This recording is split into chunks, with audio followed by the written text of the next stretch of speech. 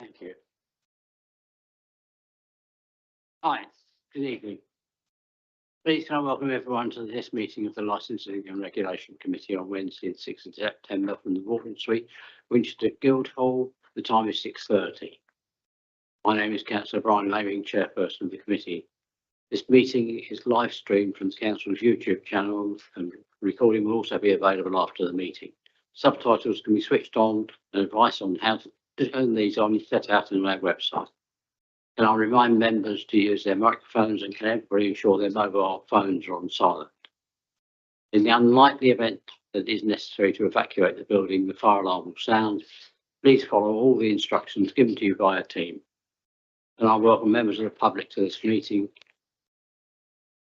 We invite you to come forward when it's time for you to make a contribution.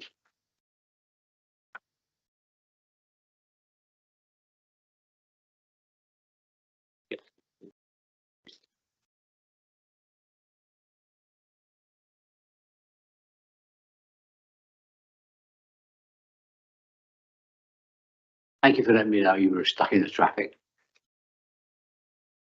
Apologies and deputy members. Thank you, Chair. We've had apologies from Councillor Prest, for whom Councillor Morris is deputising, and Councillor Langford Smith, for whom Councillor Cunningham is deputising. Thank you. Disclosure of interest. Anybody wants to disclose any interest? No. Minutes of the previous meeting. Is there any comments on that? Proposer? Thank you. Seconder? Thank you.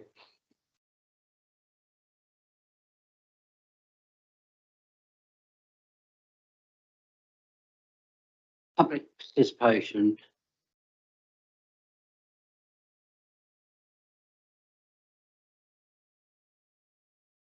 Would you like to speak now, or would you like to speak when it comes to that paper?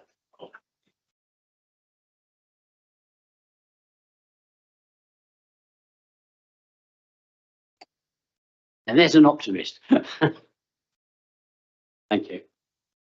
So we come to item 5, which is the review of the licensing policy. May I just remind people before we start that this is really just the minor changes that we've made since we came to the changes that we've made fully in September. So can I ask the Officer Carol to introduce this paper? Thank you, Chair. This report is to follow up to members following the consultation period that was held, which was sent to responsible authorities and members of the public, parish councillors, all ward members, to consult on the 5-year policy for Licensing Act 2003. As you're aware, at the previous meeting, there were amendments made which were included in the consultation document that was sent out. And following the consultation, we have received comments as set out on pages 13 to 15.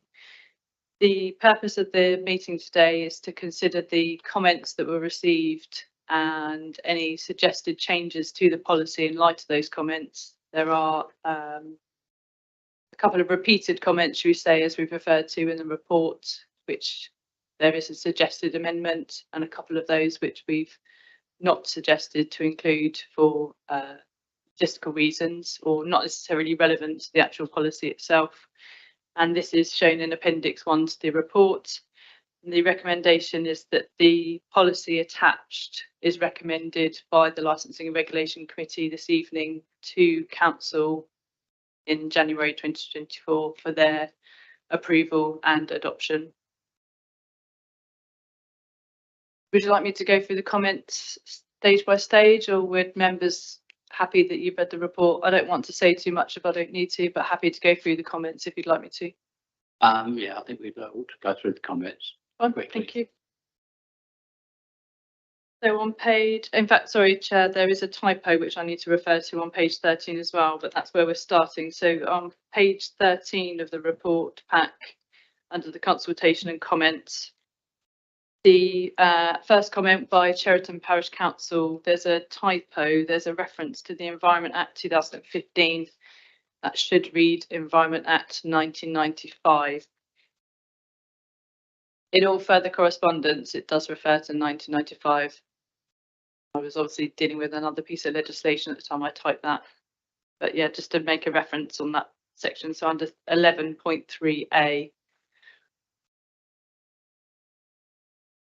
The comments from Cheriton Parish Council is the request to reference the section 62.2 of the Environment Act 1995 specifically.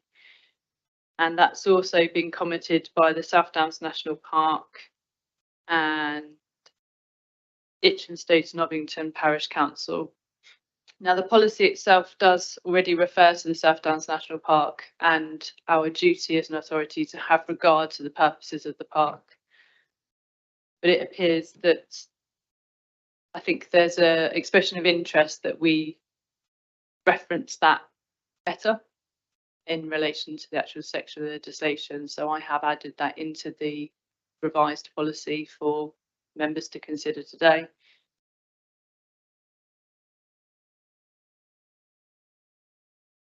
The South Downs National Park have also requested that we reference a couple of their guidance documents, which for us, we recommend that to members to include those, and those have also been included.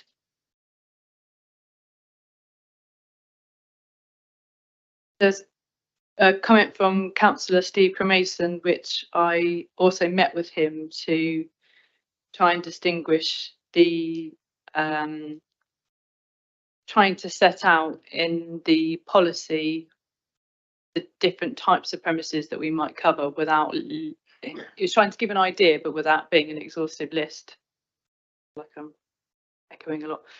And that's also been included in the policy as a separate paragraph early in the policy.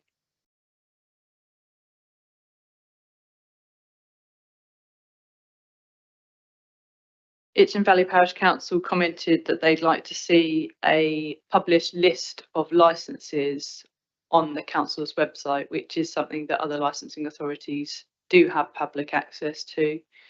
That is something that the authority plans to do in future. It's not something that we have at the moment, but we would like to do that in the future, given us the time to be able to take that on as a new project.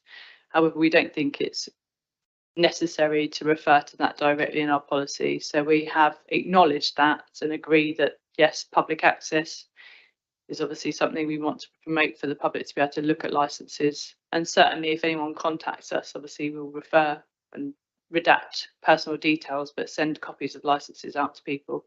But I appreciate the access of being able to go online and have a look yourself would be beneficial, and that's something we'd look to the future. But as said in the report, that's something that we don't feel is required to actually go into this policy.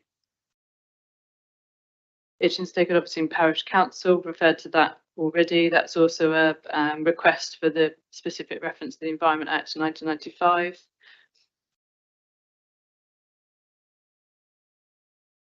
And the police responded, but they have no comments. In conversation with the Councillor Porter, also I referenced this into the committee report on page 15. There's a couple of amendments that we added, which have been track changes for members' consideration, with an explicit reference to spiking in paragraph A10, and there was a reference to plastic still in the policy, which I missed when I sent out for consultation, so that has now been amended to non-glass-based alternative containers. And the relevant reference to the public space protection order in paragraph 2.21, which is also known as the alcohol control zone. Are there any questions or queries based on the additional amendments? Happy to take questions. Councillor Pat. Thank you, Chair.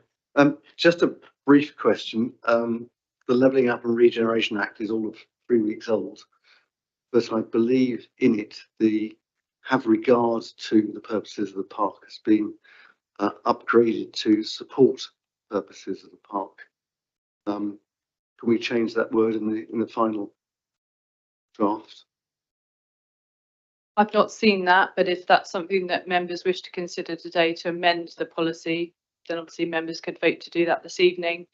Certainly, what we do say is obviously we try and make this policy as accurate as we can whilst we're going for review. This is a 5-year policy. Naturally, if there are changes within that time that we'd need to, if it was significant that we'd need to review the policy, we can. But equally, if it's something that is more of an administration, we can make sure that that's implemented in the meantime, subject to further review in the future. So as an example, if something else were to change legislation wise, and we didn't feel that it would need to go for a whole big consultation in the meantime, we could make sure that as officers we practically use that and include that.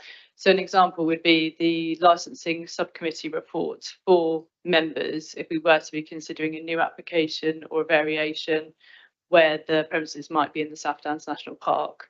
Our report would refer to the most recent piece of legislation or requirements that officers would need to comply with, not necessarily what the policy might say if it were to be updated. Okay, I think I would just ask that that's checked out, and if it is a matter of, you know, reinforcing it by changing that one word, then that would be quite a useful thing to do at this stage. What we would need to happen is for members to agree that this evening, and possibly in consultation with the chair. I think that openly honest, we're on a process stage in terms of meeting the 17th of January council meeting for approval and adoption. But if members are happy to agree today that you'd like us to look at that, and then perhaps in consultation with the chair and vice chair, if there is an additional amendment to make in advance of this going to council and or with Councillor Porter, yes.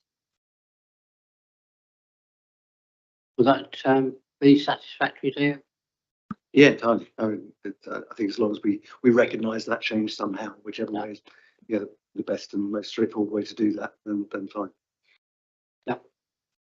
And in the meantime, what I can do is I'll make contact with our link officer for the South Downs National Park. And I think what would be relevant is that actually we obtain their advice in terms of wording, because I mean, obviously they've made comments to this, but they're not here today. And certainly what we would say moving forward is that we would ask South Downs National Park to provide more detail about what they would expect as the relevant planning authority for future applications. They have been involved in previous applications, but I think it would be useful for us to have more of a steer from them because they are the relevant planning authority. Members are aware of South Downs National Park. We do have to have regard, but actually what does that mean in detail? What can applicants and licence holders do to comply? Are there areas which South Downs say actually no, they can't comply with this? And in which case what give more guidance to members effectively for future decisions. Like the police environmental health do, for example, they might say we're making a representation, here are some suggested conditions that we would like to be put on the licence to assist that. So moving forward, that's something that we want to do as officers, just to have more input and guidance from the South Downs National Park, which will then aid members when they're making decisions in future. Thank you, Carol. So That's the way forward. Right, shall we move on to the main body of the report and just highlight the areas that are in red? Right, sorry. Yeah. Rather than addressing it on the point by point, because I'm spanning a couple of points, I just wanted to ask about actually the comments that you referred to first from Cheriton, also South Downs National Park Authority. And I'll paraphrase what I've jotted down in my notes here, because it clarifies a concern I have, or a potential concern, that if we toughen up protections of the park, could we inadvertently, with things like dark skies, or in terms of tranquility studies, or in terms of respecting various aspects of the park, in terms of wildlife, natural beauty and cultural heritage, I think are cited, is there a potential that we could place a greater weighting in how we make decisions as a licensing authority against things like open air festivals within the park authority? And could this new, could our new licensing policy effectively take existing institutions like the Boomtown Festival out with consideration in future and make it far harder for those to go ahead? I guess that is a fairly large shift in the emphasis and direction of the council. So is there any way that these changes could accidentally kind of place too greater weights or change the emphasis of how we have to make decisions in future and tie our hands? The additional reference to the Environment Act 1995, as I said, at the moment that says have regard to, if we have a new piece of legislation that requires the authorities to support that and effectively puts greater pressure on the authority in terms of protecting the national park, that's a separate piece of legislation that we must obviously, we can't discount that. That must be included as part of the licensing process and decision-making process, as always. And it's a balance. It's about making sure that the Licensing Act legislation is a permissive legislation. It allows people to do things. It's not to try and stop things. It's to allow people to have this. But obviously there will be other pieces of legislation or other, mitigating factors about where and when is a good place to do that. What we do have, and without going into too much detail about planning, because we know through previous conversations that planning and licensing are obviously separate pieces of legislation, and what we don't want to have ideally is duplicates. And so it's trying to keep what you need for a planning permission, which is a permanent, much more permanent position, separate to what you might then add on to a premises license. There will be crossovers, and we have had that initial discussion with the South Stand National Park that we want to try and avoid duplication, but we appreciate that for protecting their own purposes, they may need to include things that actually is also relevant for the licensing decision. So what we also had in the last review 5 years ago is the public nuisance section had a complete overhaul. And what that did, again, was by Abigail Toms as the Environmental Protection Manager, was to look at that and make it much more flexible and that it's relevant depending on the type of licence, because we are dealing with a piece of legislation that covers so many different types. Hence the sort of preamble list in the beginning of the policy. We're dealing with a city centre of Winchester, which is completely different to Denmead, but then we've also got lots of rural areas where we have festivals, Woodman, Cop, Boomtown at Matterley. There are so many different areas, and obviously one size doesn't fit all. We have to be flexible, and it has to be case by case depending on the type of application in front of us. And certainly, as I say, that's where we would really invite South Downs National Park in the future to be much more vocal about the licensing process if we were to have another application or variation, what they would expect from a licensing point of view, but also that's useful for us on any future planning decisions they might have. I don't think that by adding a duty, whether you put it in there or not, we will have to do it. But I think it's useful for us to be clear in our policy that we're aware of the duties that we're required to, that we're bound by. And as I say, I think the public nuisance section was well worded from the last review to make sure that it is balanced appropriately. So can I just clarify? So in the public nuisance section on page 46 of the pack, it says events in the South Down National Park should consider tranquility study. So is a tranquility study referring to a legal obligation already? Or, I mean, the second section of that is the International Dark Sky Reserve status, which presumably is immutable. So is there any kind of change in status? I'm just concerned that there's an unintended consequence of adding that in, saying if it's in the national park, this has to happen. If it makes something that happens already more difficult. We've included that in there as a change on the request of the South Downs National Park as part of the consultation process. The wording that we've added is that they should consider, and that's obviously where it's necessary in view of the guidance documents that they've referred to. I think that it's a bit of a chicken and egg. We're trying to put it in there to promote the South Downs National Park, but I appreciate that there's concern that that might put extra additional pressure on applicants. Having said that, my understanding is that by having a premises within that area anyway, they would be bound to consider if it's relevant. And I think that's perhaps, we want to refer to those documents because we want to support the South Downs National Park, but I wouldn't want to go into too much detail about what they'd be required to do, because that may be that we're then crossing over into planning. If members feel that we should word that differently, that's for you to consider here today, because it is an amendment. Thank you, Chair. I would just say that, as you rightly say, planning and licensing, two separate things. There are festivals in several national parks, 4 I can think of straight away.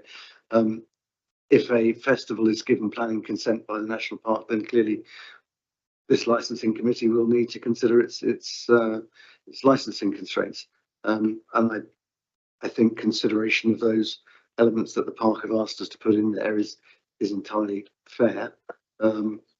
I don't think they should be seen as potential blockers of any event. I don't think that's the park's intention at all. I think we also need to remember that planning and licensing are two separate things. And licensing can have their license, the licensee can have their license recalled for review at any time with sufficient reason. So it's a bit different to the planning. And that's one of the reasons why I've asked for a meeting of planning and licensing together.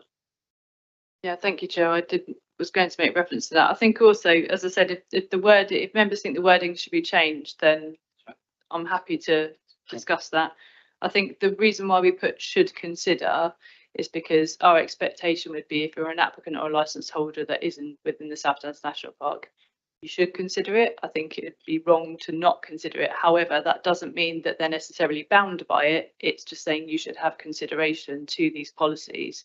If the applicant was to turn around and say, oh, well, I've had a look at this, but actually this isn't relevant to me, or we've had a conversation with the South Downs National Park, this isn't relevant, whether that's a festival, permanent building, whatever the circumstances are, what we're saying is that they need to think about it, but it doesn't necessarily mean they're bound by it. Hence why I tried to word it like that. But as I say, if members would rather it's worded differently, then we can discuss that. Okay, so Yeah, my concern is really about that statement. They should consider it, because I'm looking at Wickham Music Festival, which is similar kind of thing that you got in the festival that we're looking at. If you're going to say that they must have the tranquility study done, then people should ask, why not Wickham Festival as well? So I think we should look at it case by case basis, rather than having a blanket statement that everyone should have this particular. So I would support that. It needs to be flexible and not really a cast in stone kind of requirement, in my opinion. Yeah. Thank you. I think just in terms of that example, Wickham Folk Festival, which have a premises licence in force and haven't made changes for a few years now, the South Downs National Park would have also been a consultee to that process. So I think, and there's obviously lots of other permanent premises that are within the South Downs National Park. And I think that's perhaps a question we need to put to them, is that they've been involved in, obviously, Boomtown was such a large festival, but actually they haven't provided comments on any other premises or applications within the area. So without trying to question their position, it's trying to, perhaps understand, is it just the big festivals that are their concern, because there is such a big build and break, and that actually somewhere like Wickham, which it's a matter of a couple of weeks as opposed to several weeks, whether that makes the difference. But obviously they're not here today, so we can't ask them that question. But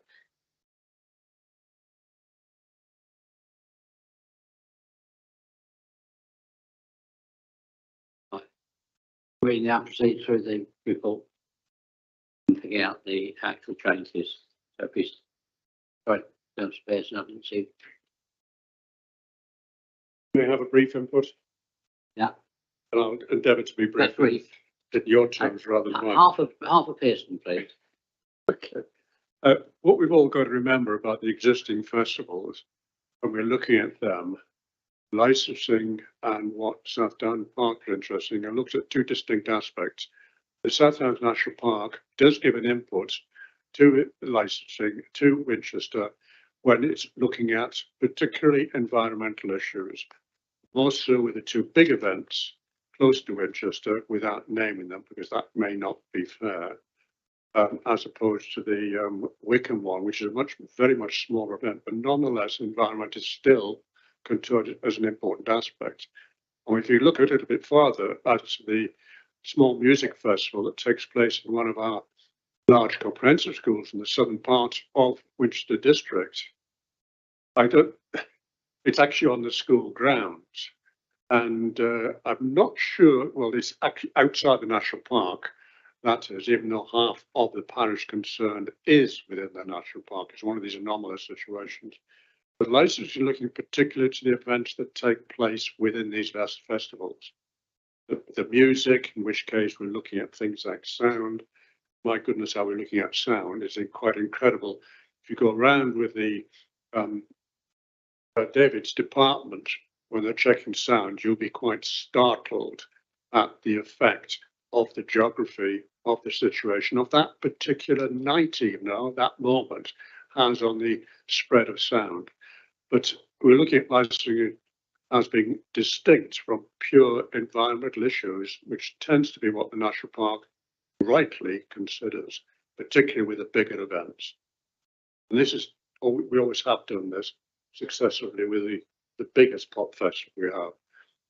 I understand all pop festivals have got to go through the mill in that sense, although I'm not sure how many are actually within a national park. I think we have the only one, isn't it? Yeah, I think it is. It is. Well, I don't know. I'm not an event goer. The rest of my family is. I'm not. But let me assure you, from my experience, National Park does have an input, an important one, just as licensing has an input. We're looking at two separate things. Thank you, Frank. Yeah. Right, so Thank you. starting from page 20, there's a change on 1.7. Any comments? Page 23 then, 2.2. Have we got any comments on that?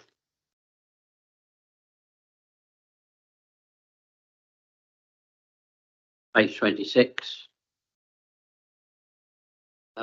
We've got the public space protection order control zone. We get any comments on that? If we wanted to extend that, Carol, to Compton and Shawford, would that be easy to do at a later stage? Not my department, Chair. Okay. If you were looking to increase the area of the control zone, public space protection order, that would be dealt with through the community safety team. However, I think at the previous meeting you did agree it for a further 2 or 3 years. Yeah. Is it 2 years? Yeah. But again, I think they need to have statistics and good reasons why to do that. But yeah, that would be Davina or oh, her name's just totally gone. Just to say, Sandra Tuddenham, sorry, her name escaped me. you'll recall you did actually agree the last PSPO at the previous meeting in this. Yeah. This year. It would need a full consultation, which would go out. That's not impossible. Okay, no, that's fine. But it's certainly not, we could seek to put it, you could as a licensing committee seek to put it into a work programme that it can be considered. Yeah, okay, fine. There's no question. Bearing in mind that we've got planning applications coming in for that area. Touch on that matter Yeah. at the meeting. Yeah. About whether it was fair of which areas were actually in it. So that you could request that on the work programme to consider that as a revise. Okay. So that we're actually ready for it in the next time round. Well, that's what I was thinking. You need to put it, you need to put it informally into the work programme. Yeah, okay. Thank you. Thank you. Right. Carry on then to page.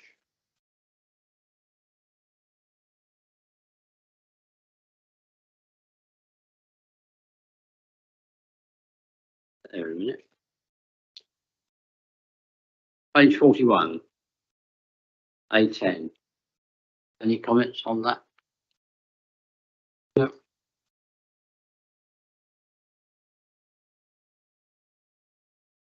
C6.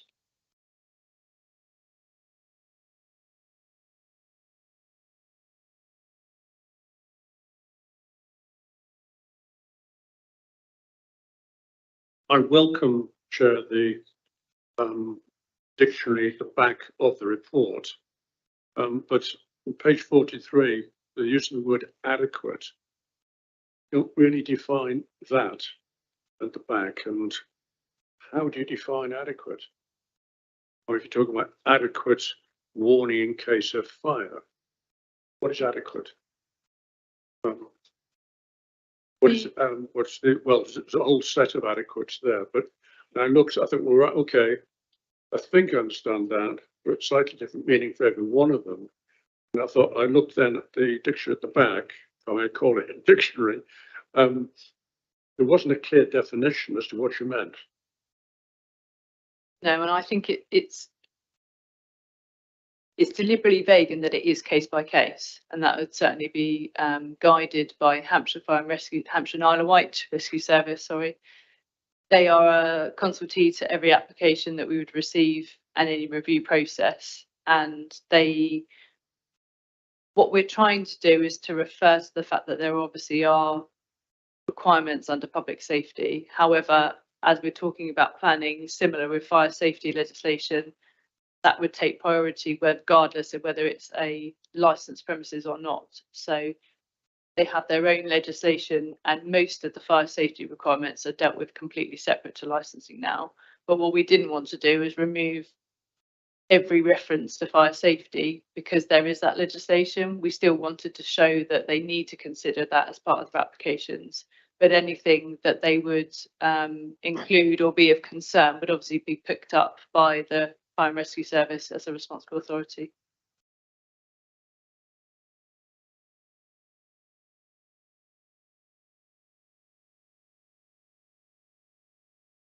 Now, the argument then comes in an inquiry. How do you define adequate? Was it adequate at that time? And the other thing I would add with this part of this, you do have in here, which I'm glad to see, necessary emergency doors. It don't specifically say those doors should be unlocked. Because there have been so many fire accidents where people couldn't get out because the doors were locked. Now, is there any way we can therefore define adequate, even if we just refer to the fire and safety regulations, where it specifically says thou shalt not lock an emergency door?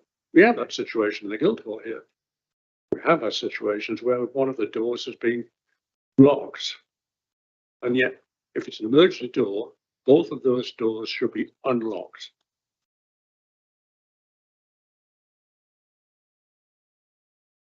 I'd be hesitant to define it because it would be depend on each premises. And as I say, we'd be guided by our colleagues in the fire service for them to determine what they would decide is adequate. We are making reference that the applicant and licence holder must refer to the fire safety legislation. But if they do not consider as part of the application process that it meets the requirements of the legislation, and they think that that should be dealt with as part of the licensing process, they can make a representation or review the licence. Yeah, I'm not sure how other members feel, but that's. I mean, it does say specific legislation that emergency doors should be unlocked, fire doors should be unlocked.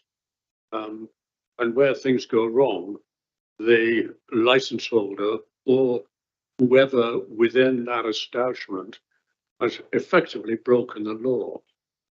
I don't know if Jackie has another opinion on that, Frank. but Frank, when there's something does go wrong in a nightclub, Councillor Benson, I think we're straying off the subject just a little bit because it's a statutory regulation that we don't actually control. That's something they have to control. Well, that's part of what she's saying there, the adequate. So it means you just got to conform. And just to add, it's not a dictionary at the back. What we're trying to do is a glossary of what the terms are in terms of reference to our own licensing act legislation. What does it mean by a club premises certificate? What does it mean by temporary event notice? It's a glossary of terms within the legislation, not a dictionary of some of the words that we've used throughout the document. We put that on the specific license of the establishment house, do we? No, so the glossary of terms, of which is what I think you're referring to on page 61 of the policy. Yeah.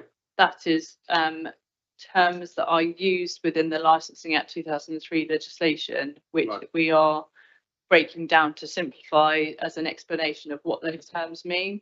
So for example, the first one is the club premises certificate, which is a certificate granted under the Licensing Act for premises habitually used as a club which fulfills certain statutory criteria.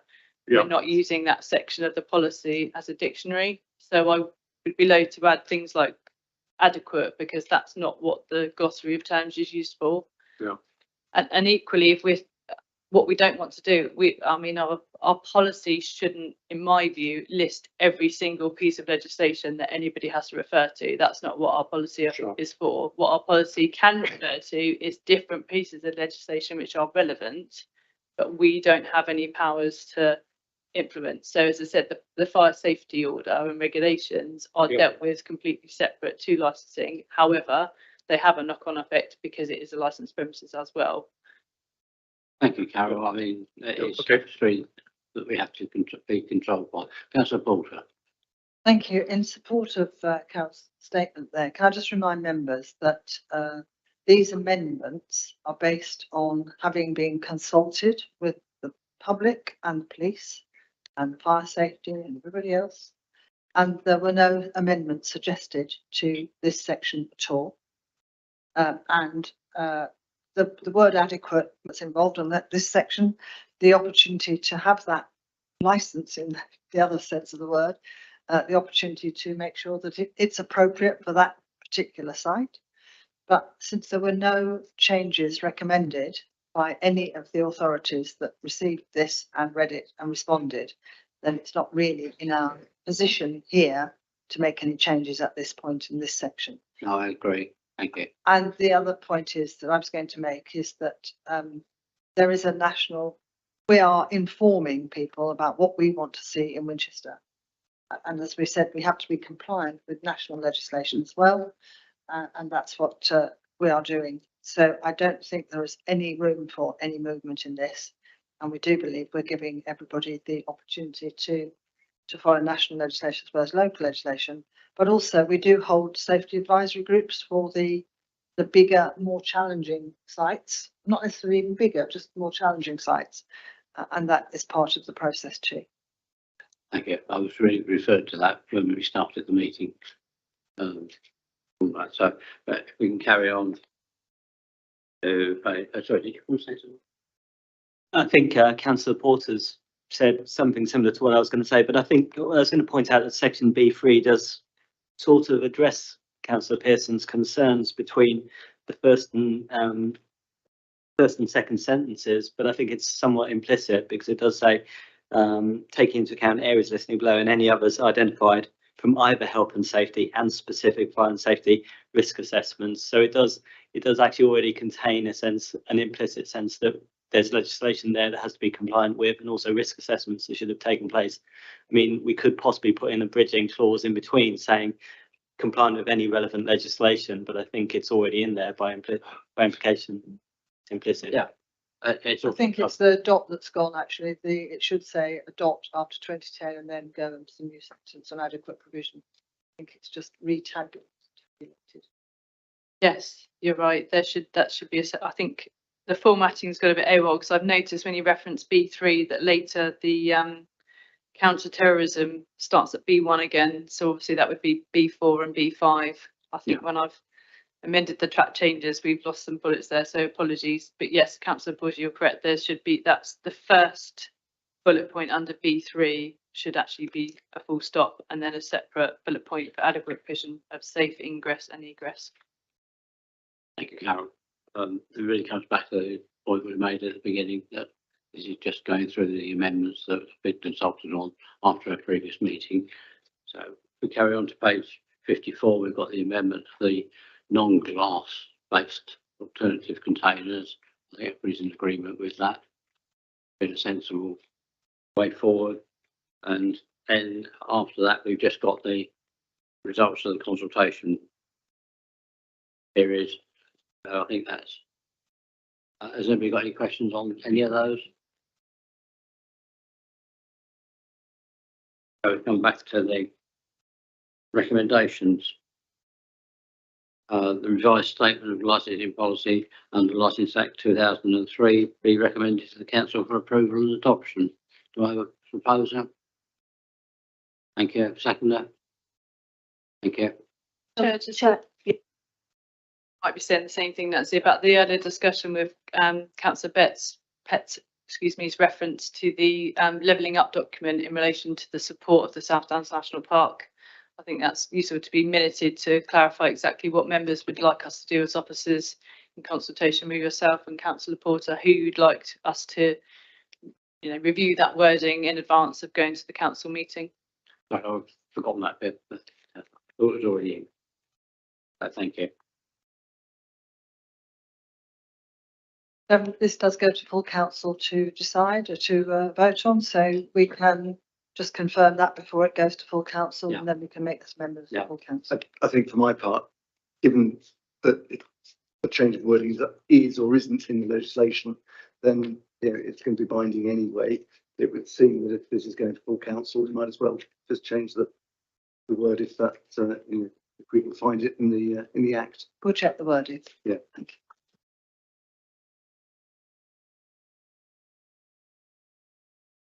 Right. We need to vote on that. I mean, I'm happy for it to go forward. Yeah, that's Fine. Everybody agreed then? We carry on. Thank you.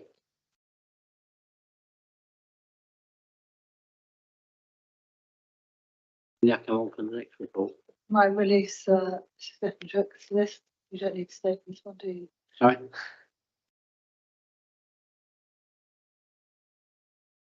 But thank you for your work. Thank you. Thank you, Carol.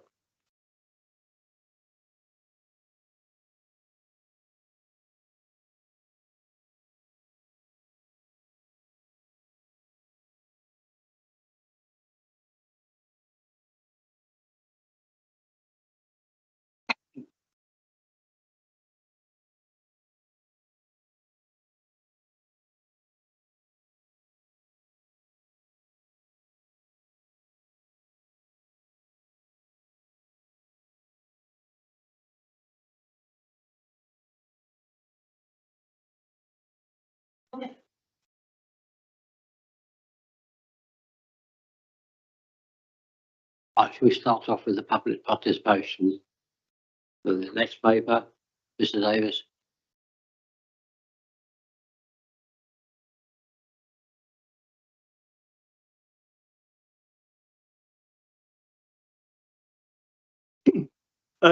Thank you very much. As members will have seen, I put in representations on behalf of the local Labour Party, where I have been over the last, heaven help us, 50 years, candidate and agent in parliamentary and local elections. And the only points I wanted to draw to your attention tonight are the issue that I don't think has been addressed at all in Karen's report, and that is the astonishing variation in turnout in local elections in this city area. And in my view, that is affected to a degree by the accessibility of polling stations. And I don't think that issue has been properly addressed. I've given some figures in there about the variations. And I think it really does require attention, because if people are deterred from voting by the difficulty of getting to the polling station, I know they can get postal votes and you then get 70% turnout, but an awful lot of people won't get postal votes. And I think this issue needs to be addressed. As I say, I put that in my representations, but the issue hasn't been addressed. Specifically about the two wards with which I'm familiar with lots of, but the most affected by the reduction in polling stations over the years have been St Luke Ward and what is now St Bartholomew Ward in respect of Stanmore and Winnell. In Stanmore, there used to be a polling station in the valley and one in Mildmay Street at St Luke's Church. When we stopped using local authority common rooms for polling stations, those two on Stanmore were put into one. As those of you who know, the geography there is such that it looks short distances on a map, but it jolly well isn't if you're old and disabled. And a lot of people don't have cars. And I don't think that issue has been properly addressed as to whether an alternative polling station cannot be found nearer people than currently is proposed. Similarly, in Winnell, there used to be well, there always has been a polling station at the community centre in Garbett Road, but the bit of that ward, which used to be in St John's Ward, is now in St Bartholomew Ward, is just over here, town centre, and people used to have a polling station in Chester Road. That was still shown on the map when this consultation started. Karen and her colleagues quickly removed it, but people still grumble about having to go, if you live in Water Lane, to go to Winnell if you haven't got a car, and it's jolly awkward. And I think we need to look more at the possibility of reinstituting nearer polling stations. And it's not for me or anyone else to find them, to be told no alternatives being suggested, but one doesn't have the same ability to approach those who own and run halls to say whether they can be polling stations, whereas City Council does. Thank you. Thank you. Would you like to make a comment? Do you want me to address the comments now? The report, and then you can. Yeah, so far, do you want me to address Yeah. Mr Davis's? Yeah? Yeah. So thank you. Certainly, just to clarify, the Valley and Mildmay Court were sheltered housing schemes that were under our authority. The Valley common room was reduced in size to less than 50%, which makes it unsuitable for a polling station. And Mildmay Court was turned into a unit of accommodation. A very similar situation happened with Chester Court in Chester Road. There was a communal lounge, and the complaints we had there were that polling location was too small, and then there were changes there to actually that location which made that unsuitable. We have visited a number of properties. We do not have any power to force people to let us use their premises for polling stations. And the issue, I completely hear what Mr Davis is saying, because from Chester Court here, just by Water Lane, to go all the way through Winnell is quite a trek. I can't magic up polling stations. It's very difficult. You know, there are limited premises. Certainly people who have commercial premises that we approach are not interested, because disruption to their business for a day is not welcome in any way, shape or form, understandably. Certainly after COVID, people are very conscious that if they turn people away for a single day, it sends the wrong message to that community around when they're available or when they can be accessed. So I certainly hear what Mr Davis is saying. However, it is a case of trying to locate suitable premises. You know, several community centres don't exist anymore. Other places that we've tried to use are, as I say, commercial premises. We won't stop trying, but certainly in this round, we have not been able to identify suitable locations to increase those polling stations. Thank you. I hope that reassures you that we have been trying. What about the turnout issue? Rest at all. The fact that there are huge variations in the turnout right across the district. I think one polling station, believe it or not, had a 5% turnout. Others have 60 or 70% in local elections sometimes. And the nearness of polling stations must have something to do with that. I agree, but at the same time, we've got to be able to have polling stations that we can actually access and actually afford. That's a difficult balance that we're trying to make, I think. Members got any comments?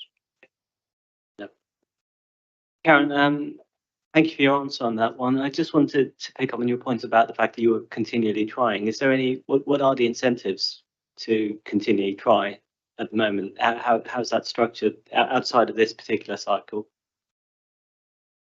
We're always very conscious of people having to travel to polling stations, whether it be through lack of public transport, because of they don't drive, whether they choose not to drive or they can't afford to drive. So we are conscious of that.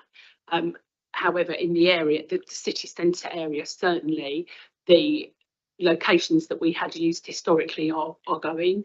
And as I say, people are becoming less inclined. I think before people would see it as a community responsibility to offer their premises as a polling place.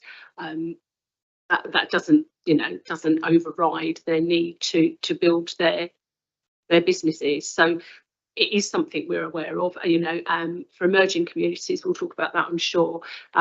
We are already consciously looking for, as soon as community facilities are made available, going to those community facilities, securing those for our local elections and for parliamentary elections as quickly as possible to ensure those communities actually are able to vote in that new area for them.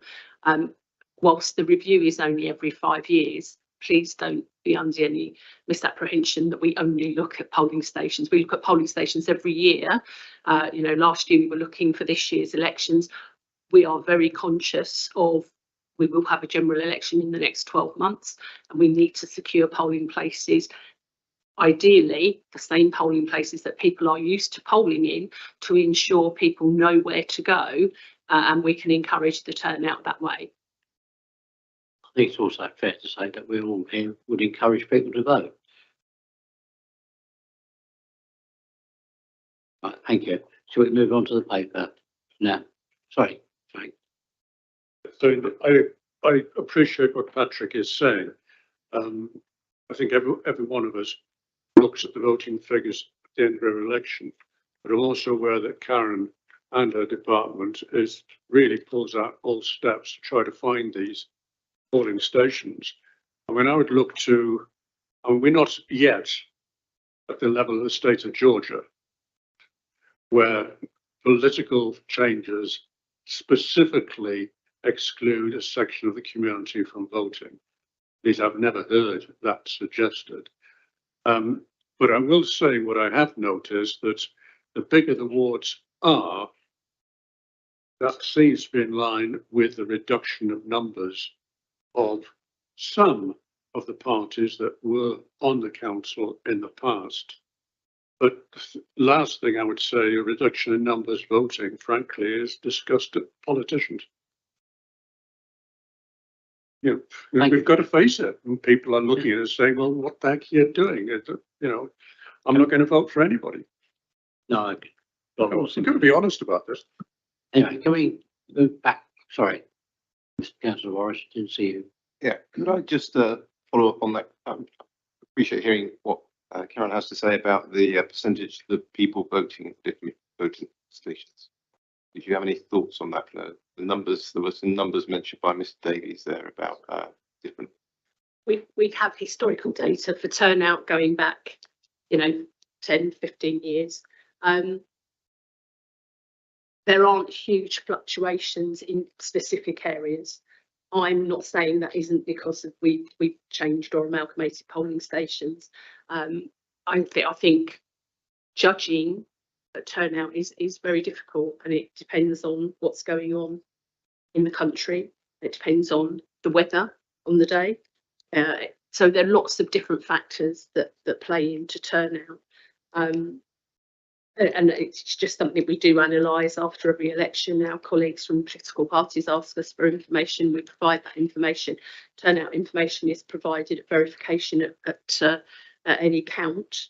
And whilst we do watch that, the ARO, whose report this is, the Electoral Commission does not charge the ARO with a responsibility for turnout. we definitely have a responsibility to encourage people, but this is around finding suitable polling places within polling districts, within each ward, within the city council. Okay. We move on to the report, then, please. Thank you. So good evening, ladies and gents.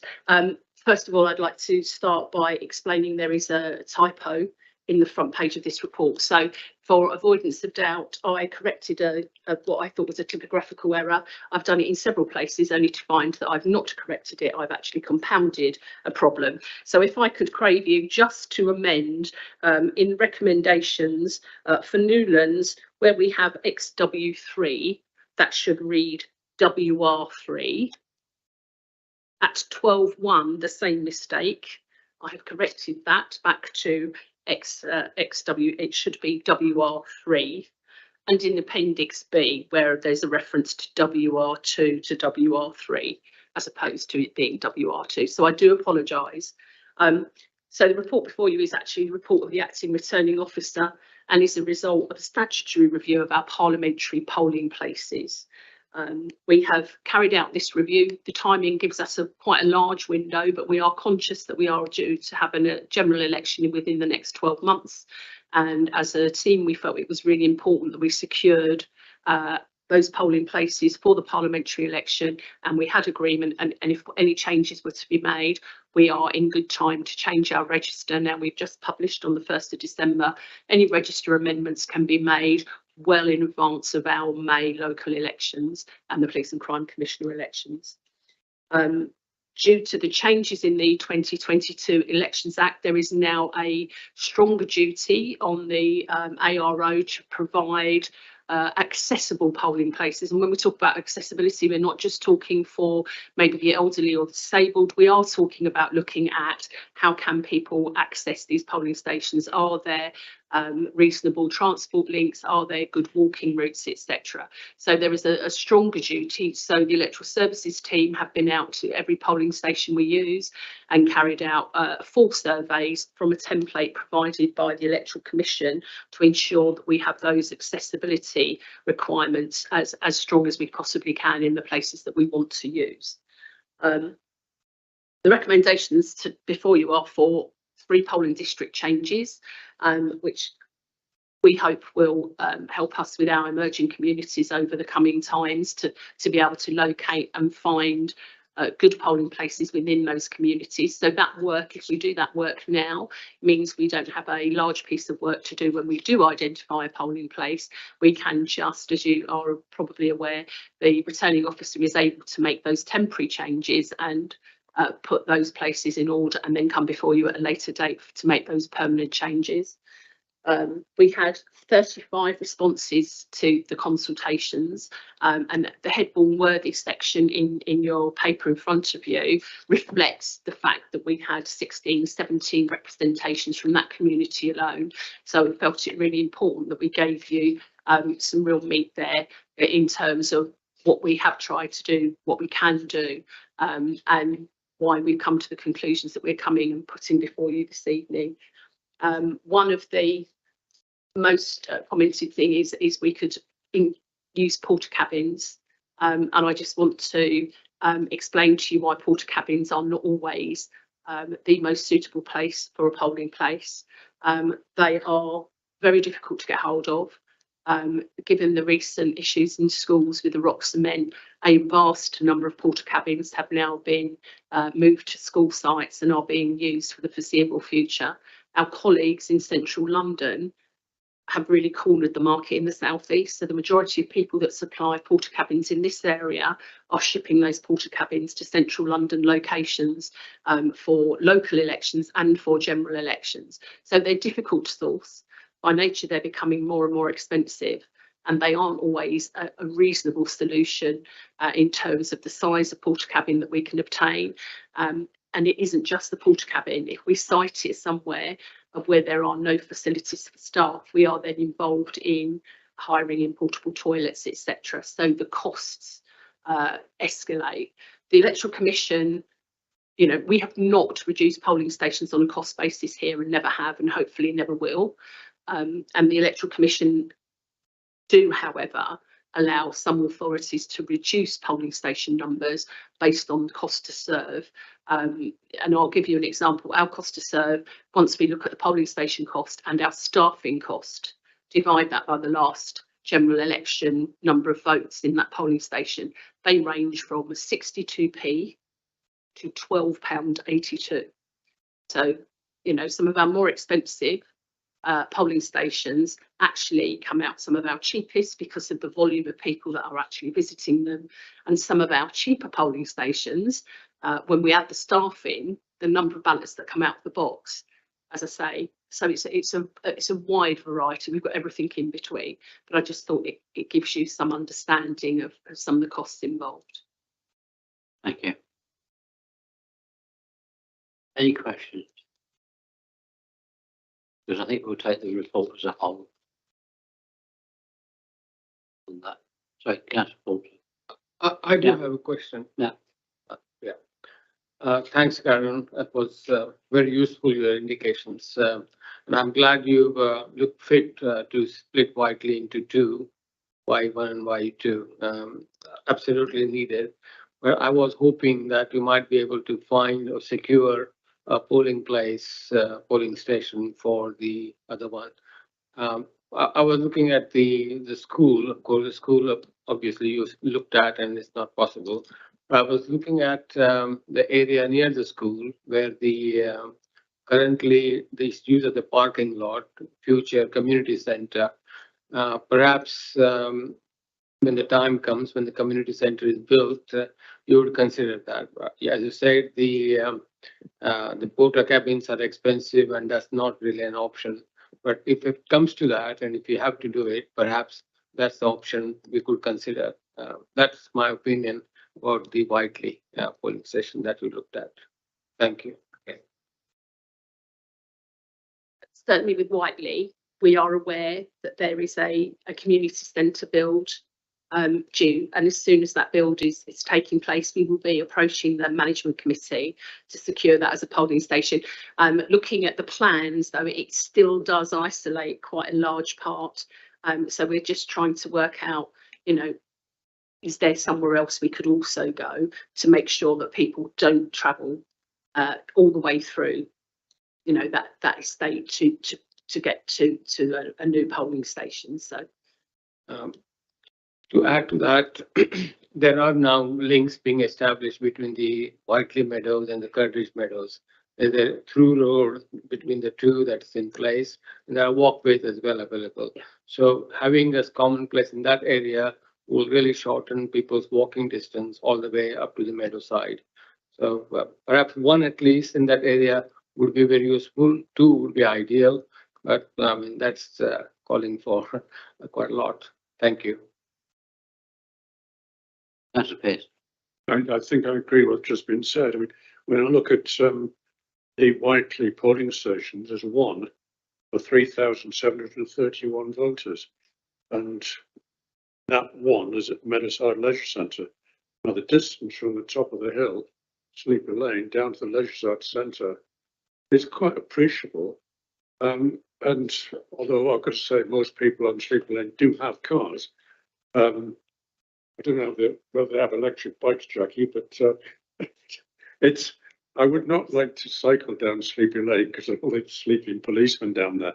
But the distance down to Meadowside, and then you look at the distance of the growing North Whiteley down to that centre. I mean, the junior school that's in the growing North Whiteley, isn't there room for a polling station there? I beg a question. I'm sure you've looked at this, and so the answer is probably no. But I mean, I agree, and it seems that the polling numbers never have been great in Whiteley, not that I recall. That's not a reflection, I don't think, of the politicians. It's a reflection in part what Patrick raised. If I tackle the size of the polling station, so the polling station at Meadowside is actually a double station because of that would be too many voters to go to one station. So just to clarify, that means we have two presiding officers. The registry is split in two. There's a clear division in the polling station of who's voting where. There is a piece in the paper from the ARO regarding our view on schools. Since the COVID crisis, prior to COVID, we did use a school for a period of time, and it caused endless issues because whilst the school is obliged to a degree to have us on site as a polling station, they're not obliged to have tellers. So I had a situation where we had a school as a polling station. It had 3 access points. The head, from a safeguarding point of view, would not have tellers on the premises.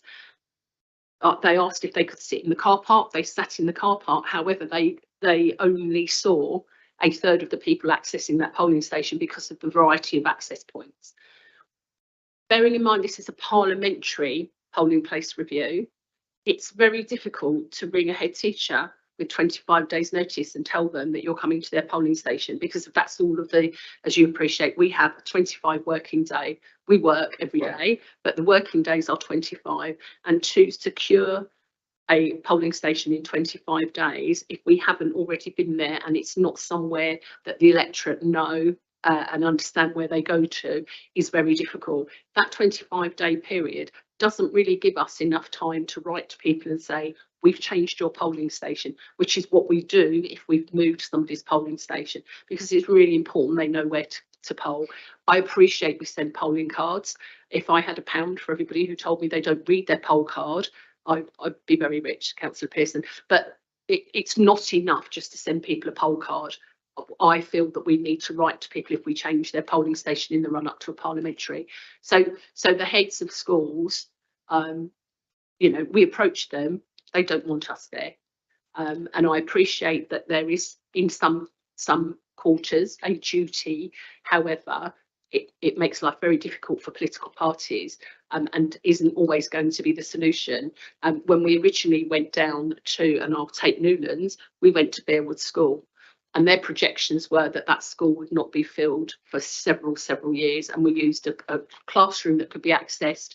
The primary school there, it within 18 months it was full to capacity, and they didn't have that spare classroom. So the question of schools, and since COVID, the view is children's education was severely disrupted during COVID, and it's very difficult just to add another inset day to a school year. Can't comment on that, sir. Thank you, Councillor Pett. Thank you, Chair. And thank you for the paper. That obviously a lot of work's gone in here. You'd expect me to want to talk about Titchbourne. I note the comments about the possible alternative polling stations. I just make the observation that Titchbourne is a large parish, and if polling station for Titchbourne whole parish is to be Cheriton, then that is totally at odds with the centres of gravity of population, or centres of population within that parish, which are skewed towards the north of it, not the south of it. In fact, there's a large population within that parish that is between the Alresford bypass and Alresford town itself. To expect those voters to get down to Cheriton, in effect, is disenfranchising. Given that at Cheriton you've got to have 2 boxes because there's 2 separate polling districts, I can't see any difference in the organisation you'd have to have at Makins Court. Just because it's in a different ward, you would still simply have to have 2 boxes. What is the persuasive argument that Makins Court cannot be used, please? Makins Court is already a very large polling station, and it is in the wrong ward. We do not put ballot papers for 2 different wards into the same polling station. Why?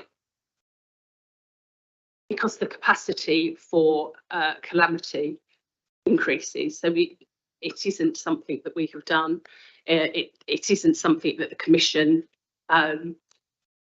advise.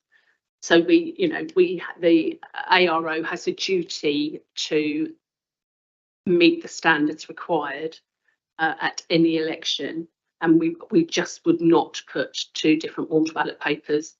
We wouldn't ask them. I mean, we did look at the golf club, went out to the golf club, but the golf club don't have a private area they can offer us and would not close their facilities to their members on a polling day, which would mean that we'd have a polling station. Well, we would operate a polling station with members of the golf club in.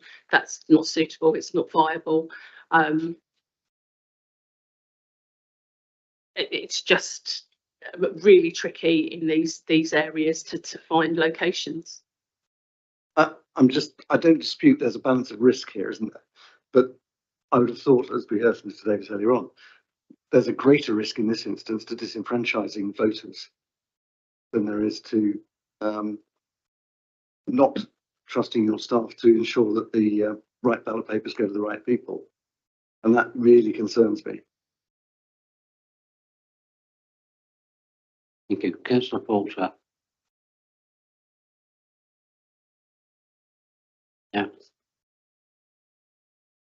Sorry, Chair, I was just having a look to see if I had turnout figures. So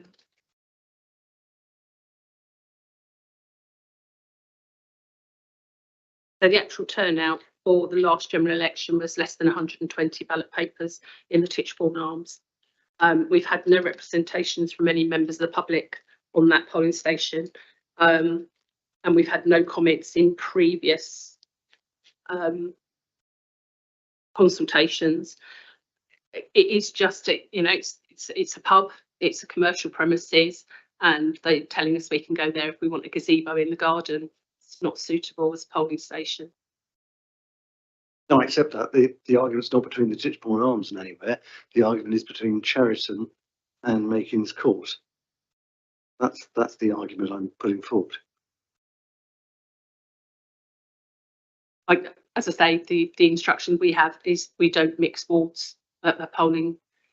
We would not put ballot papers for two different wards into Makins Court for an election for that sort of turnout. Instruction, guidance or legislation? The Electoral Commission, the majority of the Electoral Commission is guidance. However, the guidance also encompasses the returning officer and electoral registration officer standards to achieve. So there are certain standards that we need to achieve as an authority when we run elections, and that is all contained within the same documents from the Electoral Commission. I think if I may, Chair, yeah, we are left with a problem still to be solved rather than having a solution. Yeah. One point comes to mind is if you had two ballot boxes in one station, you're worried about contamination of votes going in the wrong box.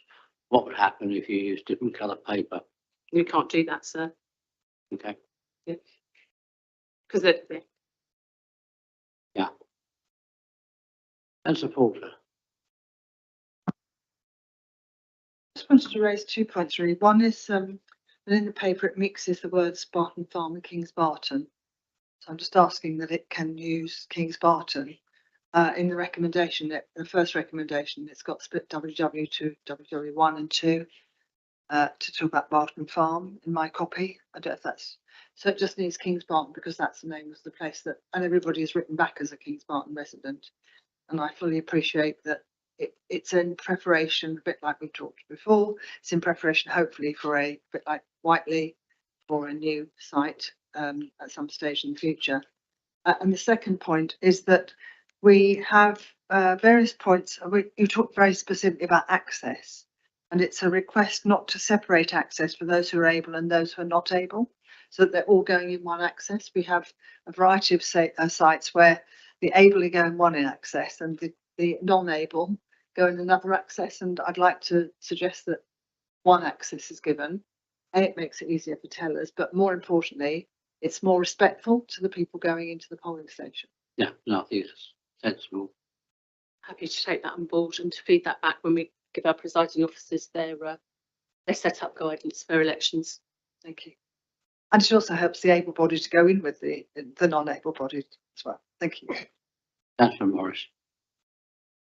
Yes, my question is regarding the proposed changes to St Barnabas Ward. And I see that Week Community Centre has been identified as a new polling station, which I welcome because that'll massively increase access for people in Harestock area. Now that place is available as a polling station, is an opportunity to rethink where the other areas will be doing their allocated to be polling. Because, for instance, the area YG1, which is to the east of the community centre will now be really convenient for them, the closest polling station, and whether they could be allocated to go to that polling station. And the other point, which links into that, is one of the problems that was identified was that we're currently using 2 churches on Thomond Road, which seems wasteful as well as potentially confusing.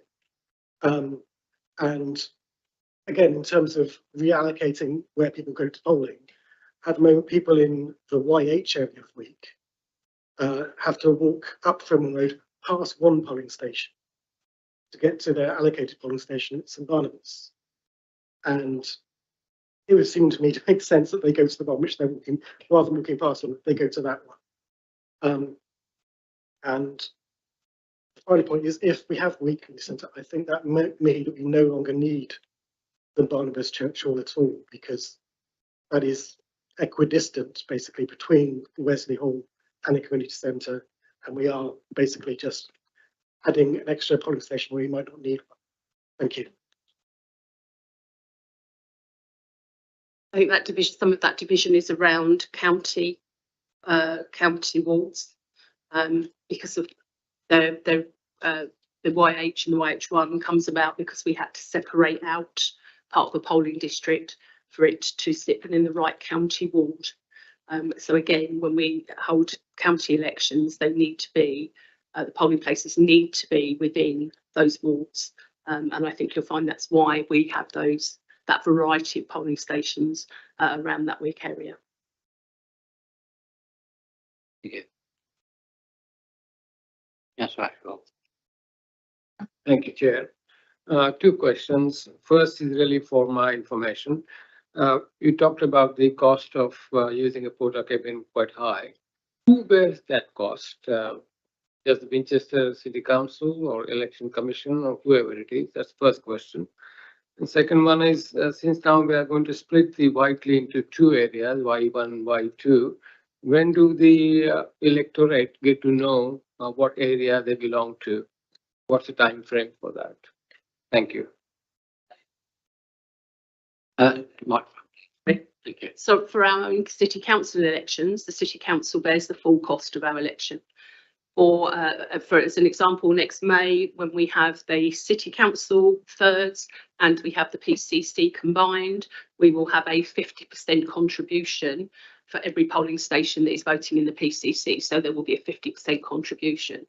If by some arrangement the general election is called at the same time, that would be a 3-way split. So we have had that happen before. So we would have a third from central government for the parliamentary, a third from central government for the police and crime commissioner, and then the city council would bear a third of the cost.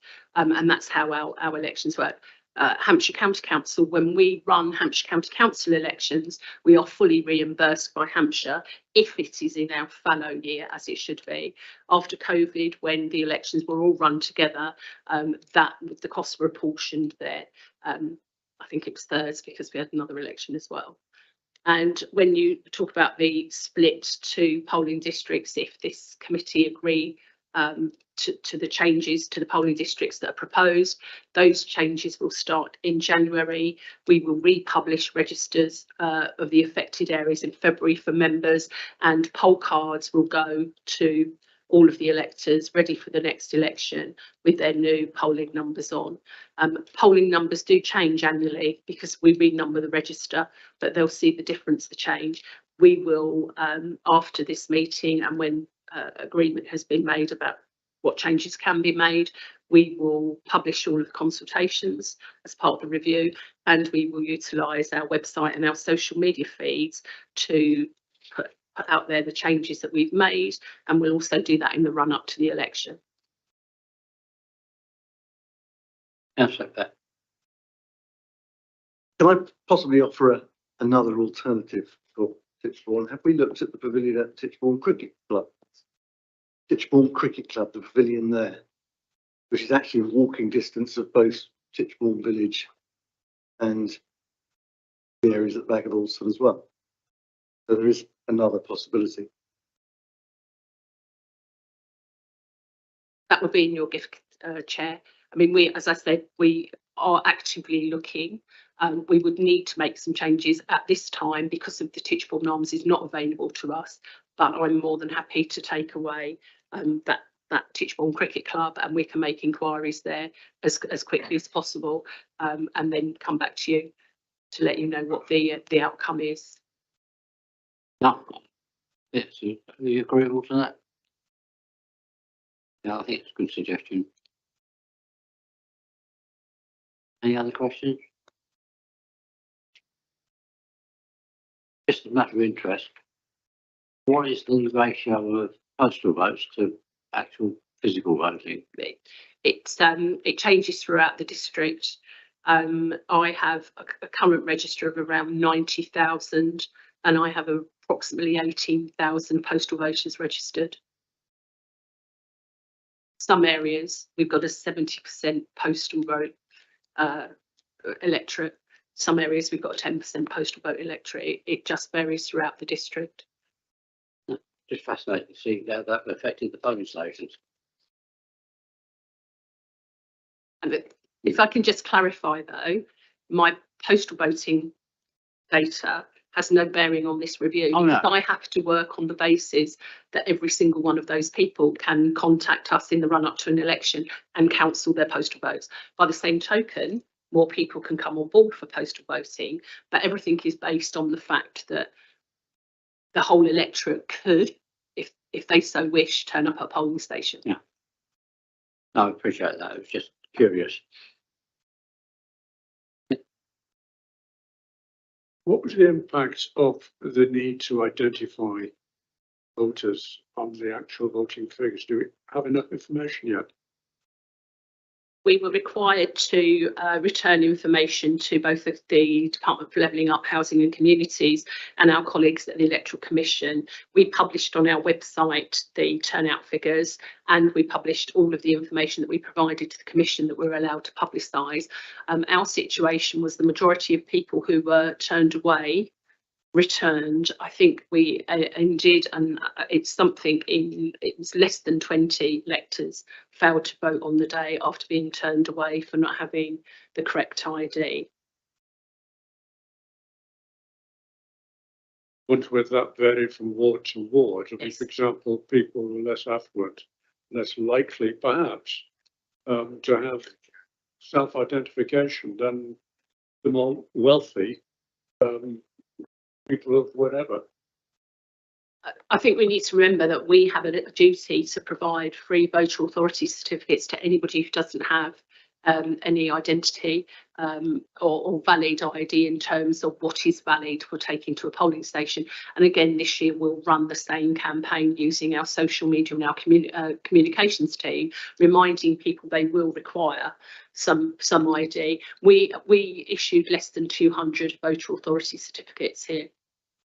So the majority of people had ID. There were some of those were people from the Cabinet Office who obviously live locally who were testing the system. Quite happy to do that. But yes, we have a duty, and we'll remind people that if they don't have a valid form of ID, we will be providing those voter authority certificates in the run up to an election. Yes, if you live in the countryside, you're more likely to have a driving licence. It's already farther away from the polling station.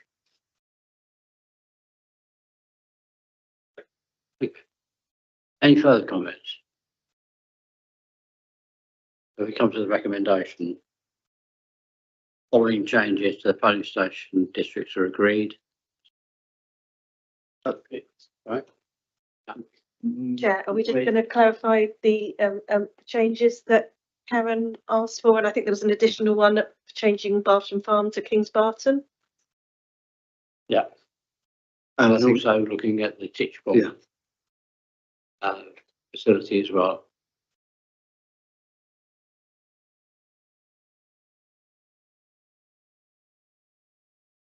We've had in the Titchbourne facility as well. Yes, Titchbourne Cricket Club. So we're all in agreement on that? Thank you. Thank you, Karen, for your report. Very good. That concludes the meeting.